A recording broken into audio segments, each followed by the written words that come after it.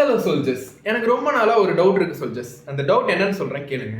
இப்போ ஒரு ரேண்டமாக ஒரு 100 பீப்புளை செலக்ட் பண்ணி ஒரு நேச்சுரல் ட்ரிப் வந்து கூப்பிட்டு போகிறோம், இயற்கை சுற்றுலா. கண்டிப்பாக அதில் இருக்க 100 பீப்புளுமே அந்த இயற்கையை எப்படிலாம் ரசிக்க முடியுமோ அப்படிலாம் ரசிப்பாங்க, லவ் பண்ணுவாங்க, என்டர்டெயின்மெண்ட் பண்ணுவாங்க. ஆனால் பாதி ட்ரிப்பில் தான் ஒரு ட்விஸ்ட் இருக்குது. ஒரு பாதி ட்ரிப்பு வந்து முடிஞ்சோடனே அவங்க கையில் வந்து ஒரு செட் ஆஃப் ஈக்குவேஷனை கொடுத்து இதை சால்வ் பண்ணுங்கன்னு கொடுக்குறோம். அதில் இருக்க கண்டிப்பாக 90% இல்லாட்டி 3/4 பேர் எனக்கு ட்ரிப்பே வேண்டாண்டா சாமி, ஆளை விட்டுறா, நான் ஊரை பார்த்து ஓடிடுவேன்ட்டு கண்டிப்பாக ஓடிடுவாங்க. அது ஏன் சோல்ஜர்ஸ்? ஃபிசிக்ஸ்னா என்ன? ஃபிசிக்ஸ் வந்து நேச்சுரல் ஃபிலோசஃபி. நேச்சுரல் ஃபிலோசஃபினா இயற்கையோட தத்துவம். ஃபிசிக்ஸ் ஈக்குவேஷனா என்ன? அதாவது நேச்சுரலில் பார்த்து என்ன பார்க்குறோமோ அதை தான் இந்த ஈக்குவேஷனாக எழுதுகிறோம்.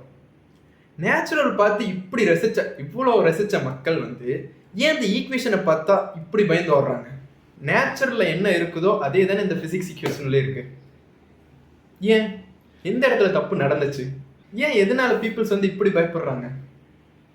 எனக்கு சத்தியமா ஐடியாவே இல்லை சோல்ஜர்ஸ். உங்களுக்கு இந்த கொஷினுக்கு வந்து ஆன்சர் தெரிஞ்சதுன்னா கமெண்ட் பண்ணுங்க. I am waiting to see your comment soldiers. Please comment me.